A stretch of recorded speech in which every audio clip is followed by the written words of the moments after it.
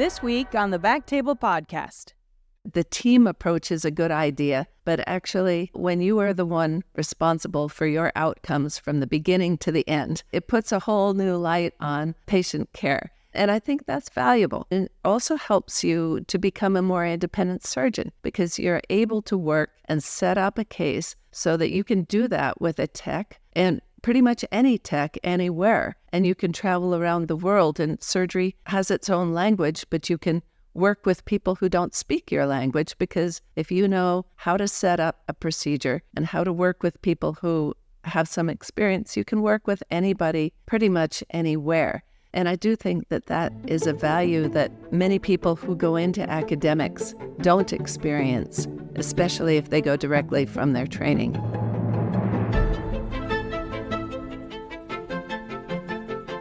Hello, everyone, and welcome to BackTable, your source for all things urology. Now, a quick word from our sponsor. Advance your urology practice with UroAdvance by Boston Scientific. Every day, Boston Scientific strives to provide best-in-class products, education that empowers patients, and unwavering support that enables care teams to be at the top of their field. Visit bostonscientific.com/UroAdvance to explore all that's available. UroAdvance, advancing urology for providers and patients. Now, back to the show. I'm your host again today, Dr. Suzette Sutherland, and I'm so very excited to host this very special episode. It's part of a Society of Women in Urology Legacy series where we're highlighting women who've really been true pioneers and trailblazers in the area of urology.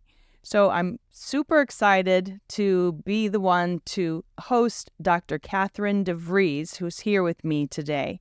Thanks, Catherine, for being here. Oh, thank you, Suzette. Very good to be with you. Let me tell you a little bit about Dr. deVries. She has spent the bulk of her academic career as professor of urology at the University of Utah, where she was the founding director of the Center for Global Surgery. That's really her passion, is global health, and she really is one of the foremost experts in global surgery and thought of in that role by many, many prominent people in many countries around the globe. Her main interest is developing sustainable global surgery, and that's what she's been working on all of these years. Many people have heard about this organization called International Volunteers in Urology, and she is the founding member of that. Many people have heard about this organization called International Volunteers in Urology, or commonly known as IVUMed, and Catherine deVries is the founder of this organization, which was started in 1994. And many people who've had some experience with it know it's really blossomed into this wonderful organization that has programs in over 20 countries around the world. Dr. deVries also has quite the academic pedigree, I would say. Her undergraduate was done at Harvard. She had graduate school, master's in pathology at Duke, then her MD degree and urology residency at Stanford, then went on for a Peds Urology Fellowship at UC San Diego, and even executive leadership in academic medicine program at Drexel University. So she really has quite the pedigree and has done wonderful things in the area of global surgery as well as in pediatric urology, and again, a trailblazer for many other women. I'd like to just get started, if we can, and just dive into what your experience was like as a woman starting in urology, because certainly, when you were going through the training, there weren't many people at all that are women in urology. Today, about 10% of the urological workforce is women, and about 25% of our trainees right now are women, which is wonderful. It means 1/4 of people being trained in urology. So it's really growing. But, when you were going through this process, you were probably the only one. Is that correct? Well, I was the only one during my training. There had been one previous. That would be Linda Shortliff. And Linda had trained also at Stanford, and she remained on the faculty, but amazingly, I never met her during the time that I was training because she was at the VA, and then she was off doing her fellowship in pediatric urology. And by the time she came back, I had finished. So even though we had both trained in urology there, we never were in the same place at the same time. So it's kind of strange to realize that. But then there wasn't another one until Martha Terrace came. And that was after I had finished my chief residency. But Martha and I have stayed in touch, and she's now the chairman of urology at the Medical College of Georgia, Augusta University. So it's really hard to say that you had any role models to emulate, to look at, that you worked with, right? You really were pretty much on your own, an island among men. That is true. Although in the year that I finished medical school, half of the incoming interns were women in surgery, in the various specialties. So it really didn't seem at that time to be all that strange. At Stanford, coming in, we had women in plastic surgery. I think there was one in neurosurgery and several in general surgery, possibly not in orthopedics. But at any rate, it did not feel like it was particularly groundbreaking while I was in medical school. It was only once I got into urology and I looked around and there was nobody there that it seemed a little, it's not exactly lonely, because there were plenty of guys and I was so busy I didn't have time to think about that. But in terms of mentorship, there really wasn't any. I mean, not from women. Was there anyone in particular that took you under their wing and just sort of made sure that, you were visible in the process? Or do you feel like you really were just alone? Well, it was a very small program, so it was hard to be alone. There were only 2 residents per year. So it was a long trip in a small boat, in a canoe, really, because we all knew each other very, very well. But there were not many women. And the first time I really met other women was 5 years into my training when I went to the basic science course. And there were women from Baylor, women in Washington. I met several other women trainees, and I was amazed that some programs actually had 2 or 3 in the pipeline. So, yeah. If you don't mind saying, what year was that then you graduated from residency? I finished in 1990. Okay, so you're the late 80s, you were going through residency. Yes, and at that time I was also raising 2 kids. So I was married and had 2 kids, and my husband was a resident in pediatrics and then anesthesia. So we were busy, very busy. Yeah, well, I was going to bring that up. That was my next thing to talk about. This combination, we always talk about balancing, right, our life's responsibilities when we're in a career such as medicine and surgery, and how do we balance that effectively with our family responsibilities and not wanting to give up one for the other, but try to make them both work. You had a very circuitous journey, so to speak, right, to get to where you are and to get to the University of Utah. I wonder if you might share that a little bit. What some of those hardships for you were that were unique to you, that even more so than the average woman? Well, when I was looking at residency, it was before we had hours limits. So when we were on call until the next day and somebody else was on call. And sometimes that was every other night. And very often that meant staying in the hospital all night. So looking at work-life balance or work-family balance, there really wasn't any such thing, because my husband then, Dana, was also on call in the hospital. So we had to have live-in help during that time. I think, and we planned it this way because I started my residency a little older because I'd been in graduate school. And so I started when I was 30. And looking out at that time, there didn't seem to be other options. You either had your kids before residency or after residency. And fertility medicine wasn't what it is now. I mean, I know residents and fellows who are women who are freezing their eggs because they want to have children sooner or later. They may not have a partner. They may want to get through their training, and they want to know that it's a possibility in the future. For us, it seemed like you either had them before or hoped it all worked out later. So we decided, my chairman at the time, Dr. Stamey, made it quite clear. In fact, he asked me during the interview whether I intended to have children, and I had to make it clear that no, I did not. Boy, the big question that's not allowed anymore, of course. Yes, but then, right. The next woman to come along in the residency, Martha Terrace, did have kids during her residency.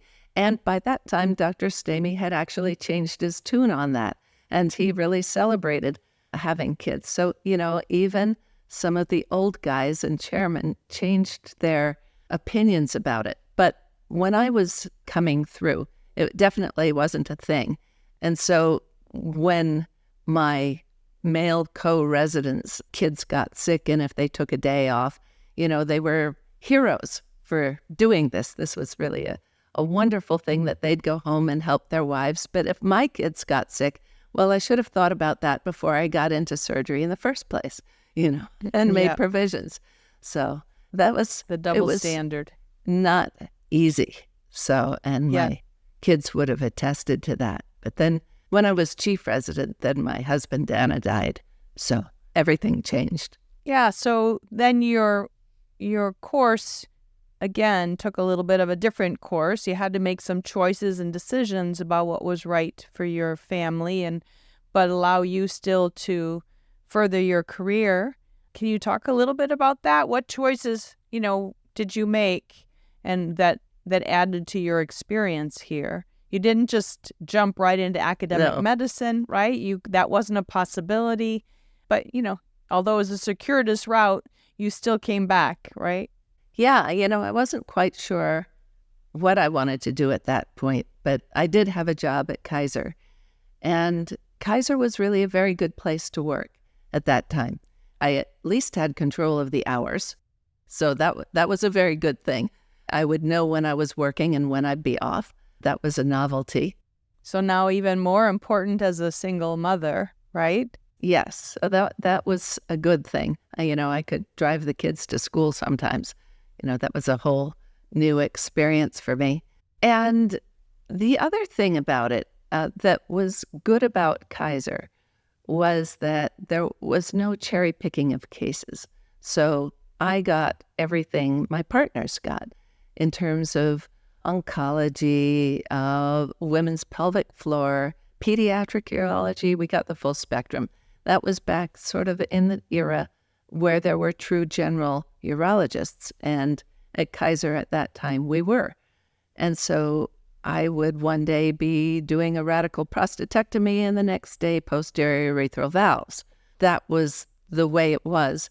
And so and the other thing is we didn't have residents or trainees, and so we mostly scrubbed with techs and sometimes with a partner if it was a really challenging case. But correct me if I'm wrong, you were, again, if not the only woman in the minority, right? In the urology department at Kaiser. I don't recall if you said you were the only. So that must have had its challenges too. There was one other who was at a nearby Kaiser. Jackie Newman was also, she had trained in Chicago, and she was up at another Kaiser north of me, and we became friends. So it was very nice to have somebody else in the neighborhood.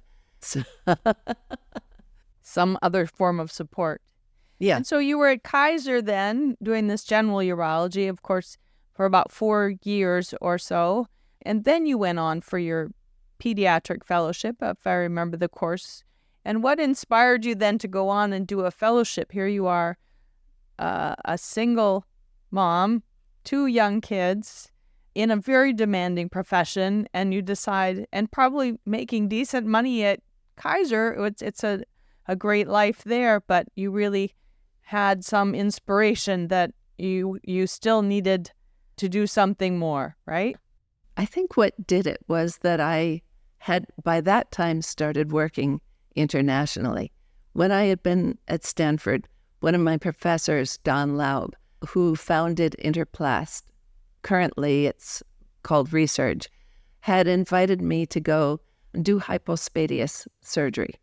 And we started in Honduras and subsequently in Vietnam and Cuba. But even though I thought I was well trained, I was a little insecure. I wasn't sure I was doing the surgery as well as I possibly could be doing the surgery. And I didn't think you could do everything in urology equally well. In other words, I couldn't do stones and oncology and pediatric and everything else equally well.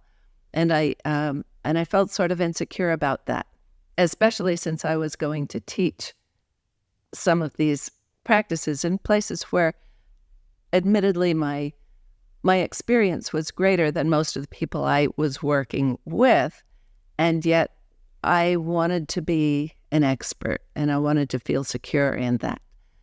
So I went to San Diego to do the fellowship. And was that 2 years? 1 year, 2 year, 3? I think it was the only 1 year fellowship at the time. But that was fine with me because I was already board certified. I had already been working on my own. In fact, back in that time, they could bill for me, because I could run my own clinic, and I was already licensed in the state of California. Yeah. So as a fellow, in fact, I think I did get a faculty appointment.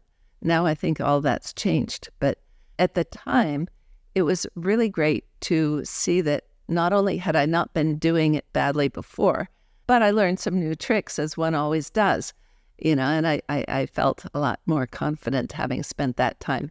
The other thing is that as pediatric urology was defining itself as a specialty, in order to more or less join the club, you had to have done a fellowship. Everybody had to do a fellowship. And if you didn't, you were one of those general urologists who liked doing pediatric urology, but you couldn't really call yourself a pediatric urologist in that way. It was kind of an exclusive club. So it sounds like, too, that your, desire then to do the pediatric urology just really came out of the need that you saw because of your passion with this global health, your introduction to the global health. And what I find so interesting is that I think oftentimes trainees especially think, if I want an academic career, I need to be so focused and I need to just stay the given path.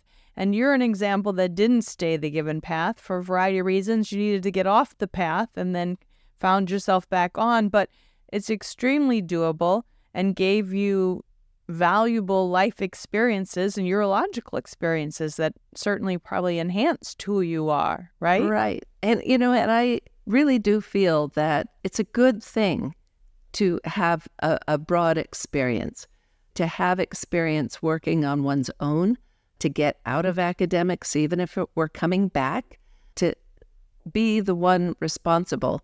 It's the team approach is a good idea, but actually, when you are the one responsible for your outcomes from the beginning to the end, it puts a whole new light on patient care. And I think that's valuable.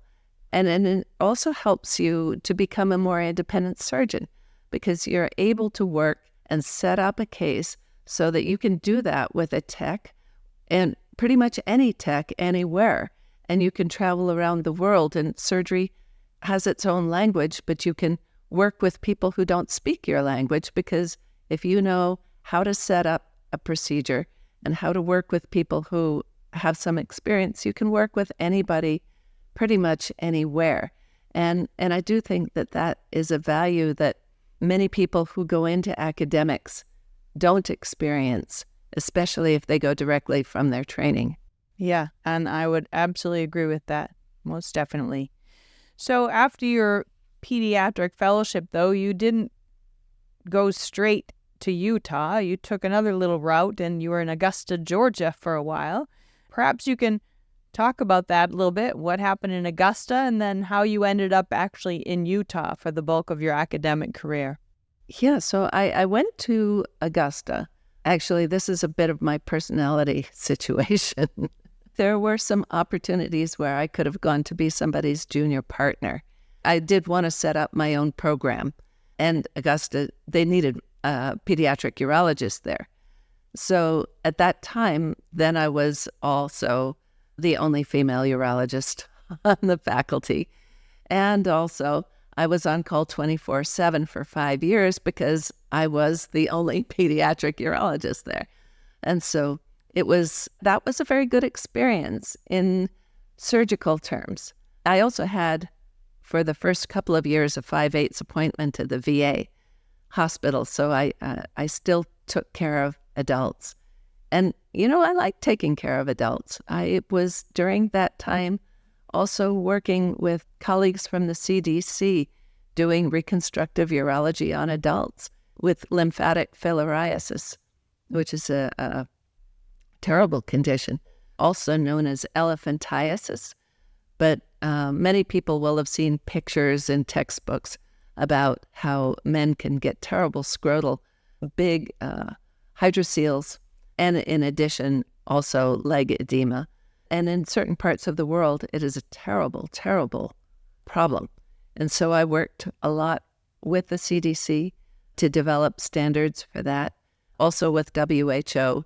And so with reconstructive urologists, before reconstructive urology became its own thing, there were just a few people who were really doing it a lot, kind of well known for it. Jerry Jordan and Jack McIninch were some of the big guys at that time. And I learned a lot from them when I was doing more than just the pediatrics, but the reconstruction for the adults. And that's actually where, though you also founded IVUMed, it got its start, right, in Augusta, Georgia, but you quickly learned that was a difficult place to start that kind of an organization. And how did you find then Utah and recognize that that was the right place to start this global health?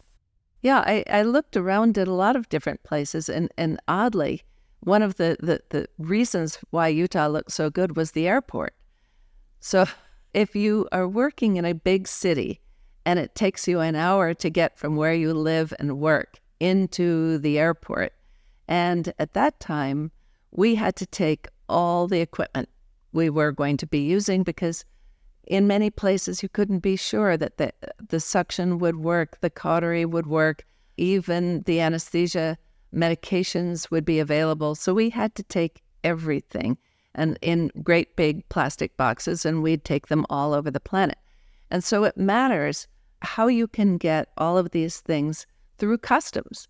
And so having a nice small airport where you can get to know the customs people coming in and going out. The trip into the airport was pretty easy. You can go east to Asia or west to Africa or south, which is a little more hard because you had to go through Houston or someplace to get down to South America. But Salt Lake had a wonderful airport. And beyond that, it also had a wonderful children's hospital. And, Primary Children's Hospital is a fantastic, really wonderful place to work. And Salt Lake itself has a very international community. The population there has a lot of experience doing LDS missions. And so many, many people have been to a lot of different countries. And this was not, the work I was doing wasn't seen as a hobby so much as a part of life that's accepted, respected, and also we could do fundraising. So if you're starting... for the listeners, the LDS, Latter-day Saints, right? Yes. And I think, people who are not in the know, myself included until I was enlightened by you, I think of Utah as being much more conservative and not so international. And so that was really an interesting perspective to recognize that with the LDS Church and their requirements for mission trips, that there is this huge kind of international as well as service mindset, which was, interesting. Yeah, it was something that I had not really experienced in any city or community. I grew up in California, but in other places it's seen as a nice thing to do, but certainly not a thing that would be part of your life and career. And nobody ever questioned that in Utah. In fact, that was part of the terms of my employment. I told them that I could come, but that I would be traveling quite a bit. Pat Cartwright, who is a pediatric urologist in Utah, had been working with me already in Honduras and Vietnam and Cuba. So I knew that Pat understood what we were doing. And ultimately, pretty nearly all members of the faculty of the University of Utah have been on IVU trips, and some of them have served on the board. And so this has been very much a piece of the Utah academic experience in addition to the nonprofit outside experience. So it's sometimes hard to marry academics with nonprofits. They have different calendars, time schedules, and requirements for work. So, I mean, and that's a wonderful tribute to you. I mean, you started that, and today yet it's a part of who the University of Utah is. And so that's really wonderful. But Catherine, even at that time, think being a woman and starting all of this, right?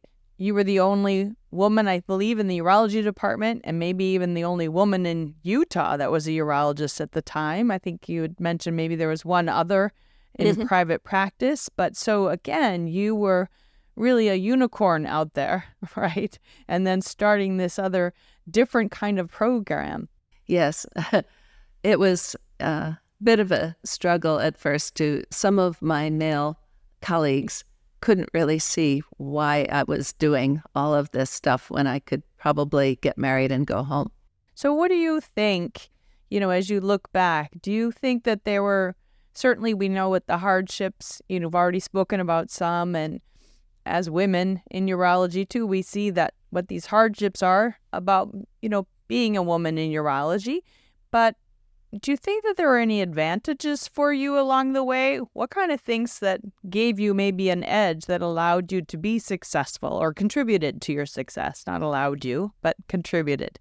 It's hard to know exactly about contributing to the success part. I think persistence contributes to success, whether you're a man or a woman. And I was persistent. I guess I still am kind of persistent.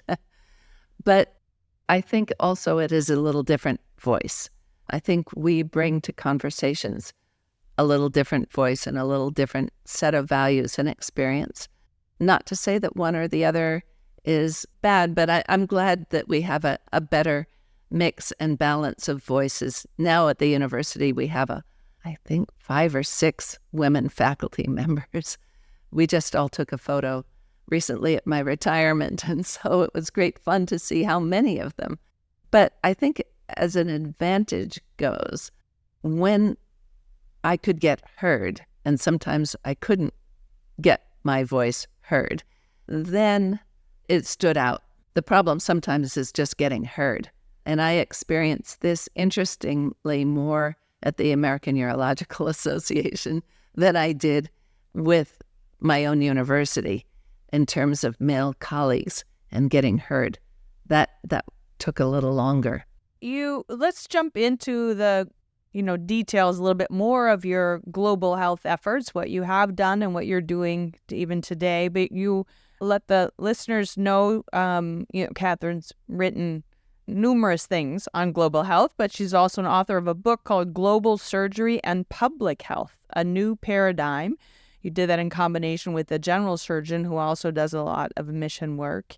And what's different about that book than other books that are out there is it really brought up the idea about the global health crisis in the sense of, we need to be giving ethical global health, right? It really focused on that. And what are the needs abroad or in these communities, and how can we help to not only provide those needs, but ensure that those needs are sustainably met, right? And so why don't you speak a little bit more about that? It's this idea about medical missions and what people call that? Yes, sometimes it's called parachute medicine.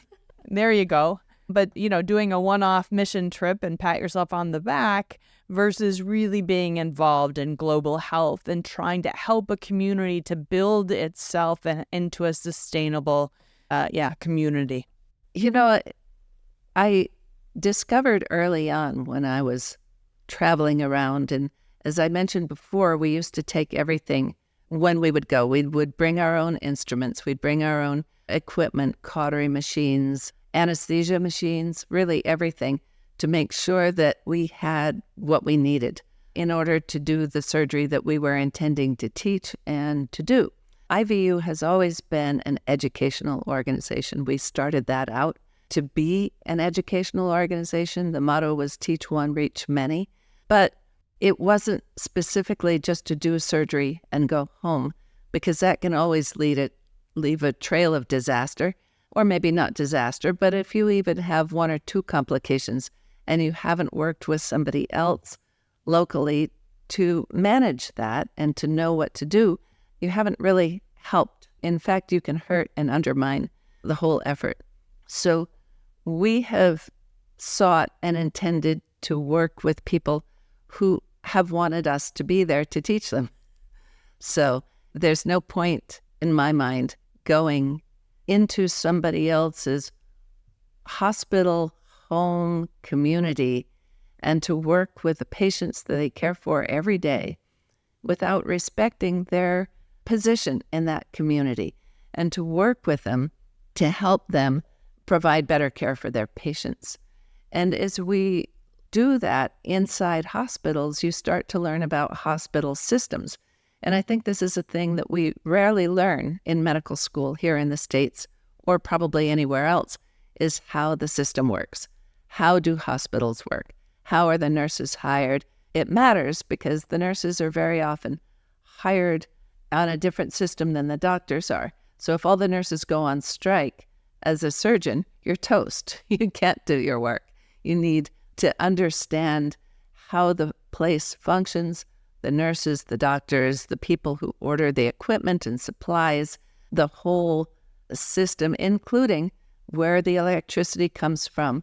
Because if you're in the middle of operating and the whole room goes dark and you have no idea when the electricity is going to come back on, this was before everybody had cell phones and could just turn them on, you're toast. So it's important to know how the whole system works. And that gets into the public health part of it, because public health is critical for surgery to occur. We have to have clean water. We have to have sterile process. We have to know that infectious disease is addressed and that we have not just a sterile processing of the instruments, but we learned during Ebola that we have to have a public health approach to how the hospital runs. You cannot share the bathrooms. The staff can't share bathrooms with sick patients. Otherwise, all of your staff will get Ebola too. You have to have ways to sequester disease from not disease, how that's done in hospitals, and how surgery fits into that, especially in low-resource countries where hospitals are very much built on old colonial styles. Sometimes these are very old hospitals that were built by the former colonies, whether that was England, France, Portugal, pick your colony. They all had certain ways that they built hospitals at that time.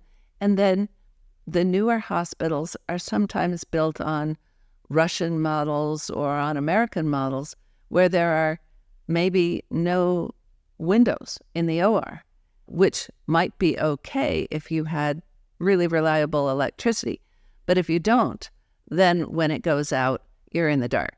That's where the public health part comes in, is looking at the systems, both the community systems, and that includes infrastructure, but also the baseline health status of a community. I mean, if the kids are all undernourished, you're not going to get good outcomes.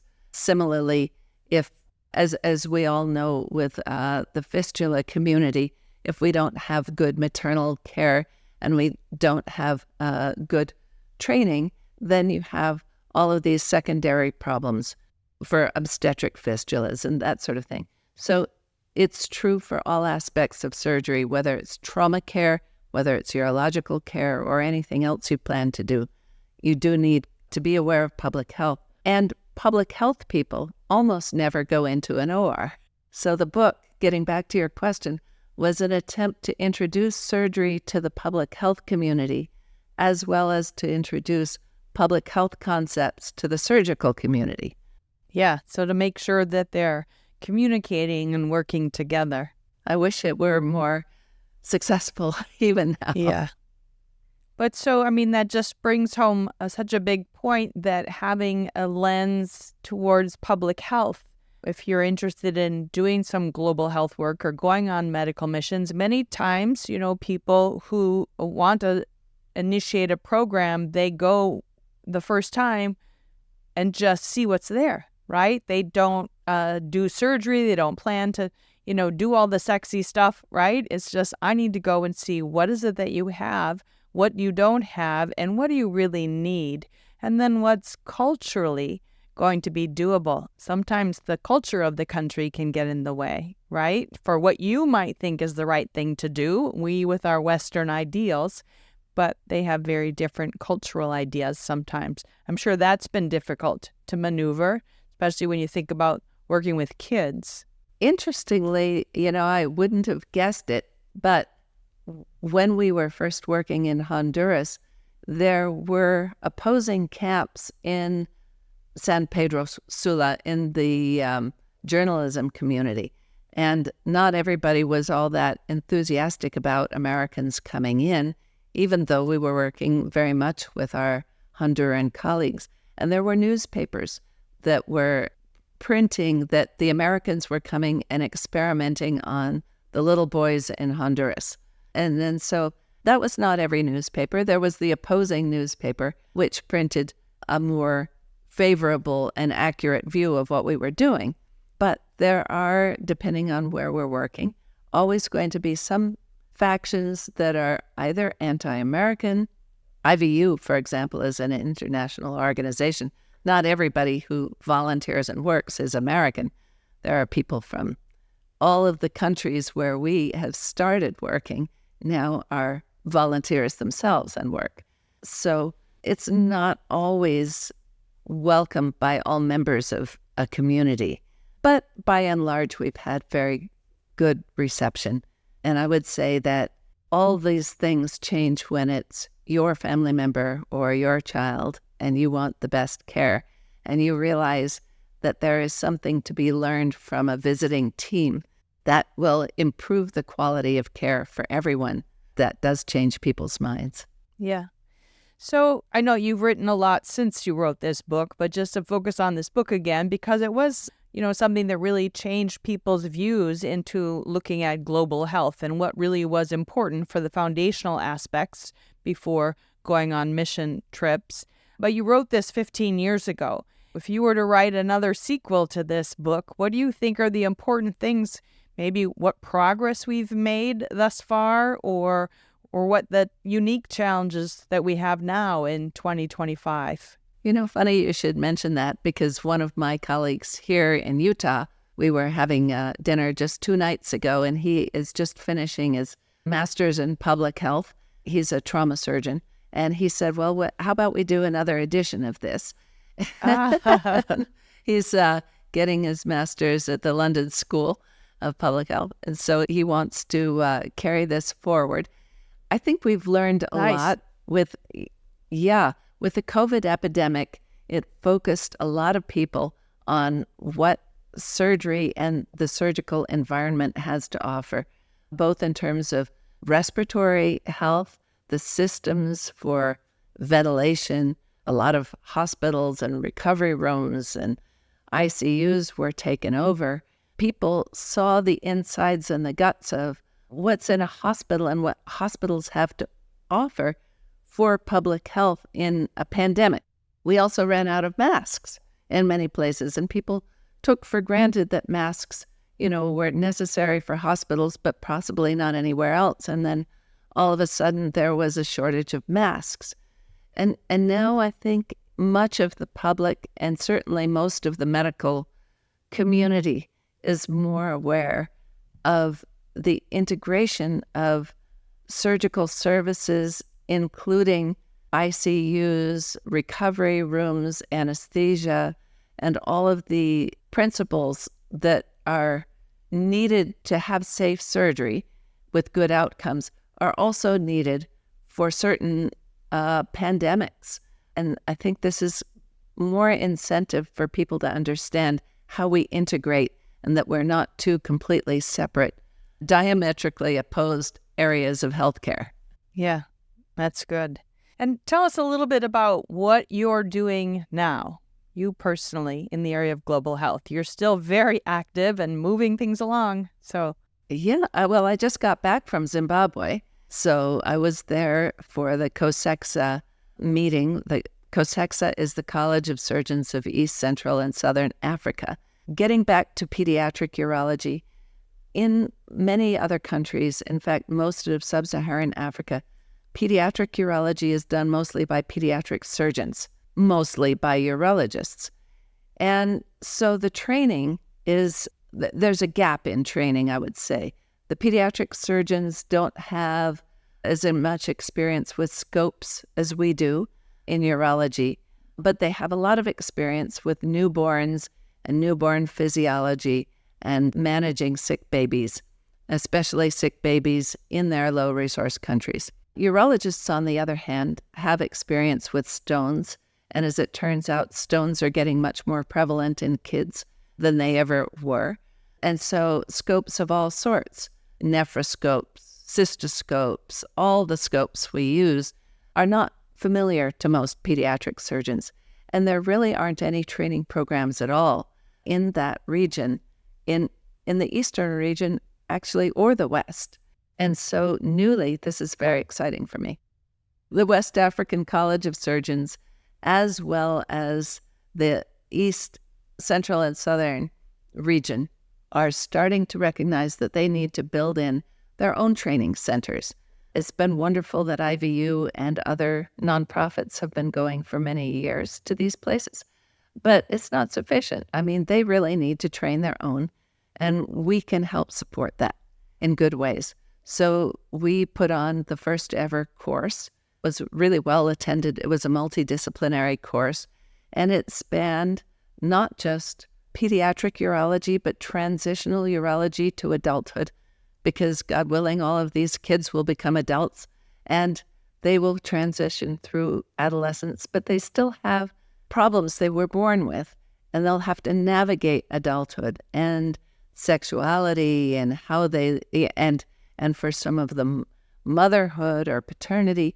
You know, these are problems that adult urologists deal with.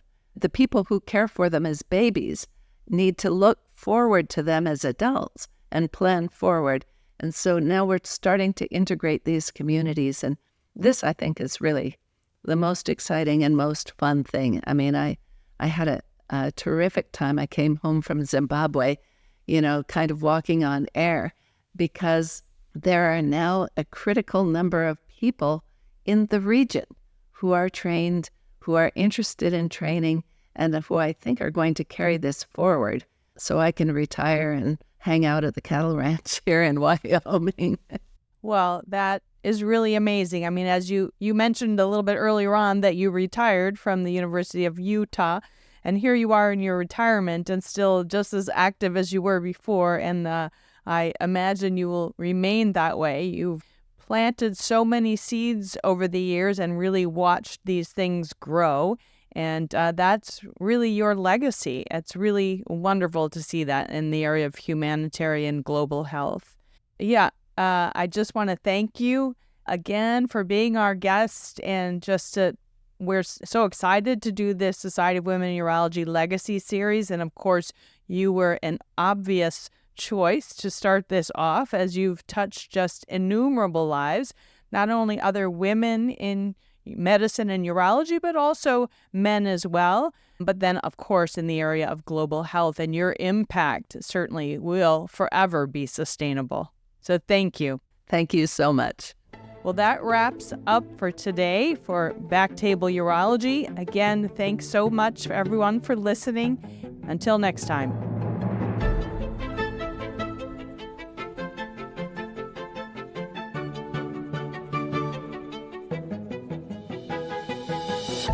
Thank you so much for listening.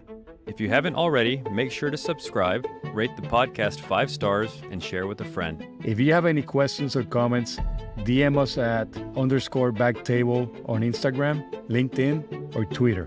BackTable is hosted by Aditya Bagrodia And Jose Silva. Our audio team is led by Kieran Gannon, with support from Josh McWhirter, Aaron Bowles, Josh Spencer. Design and digital marketing led by Brian Schmitz. Social media and PR by Chi Ding. Administrative support provided by Jamila Kennebrew. Thanks again for listening, and see you next week.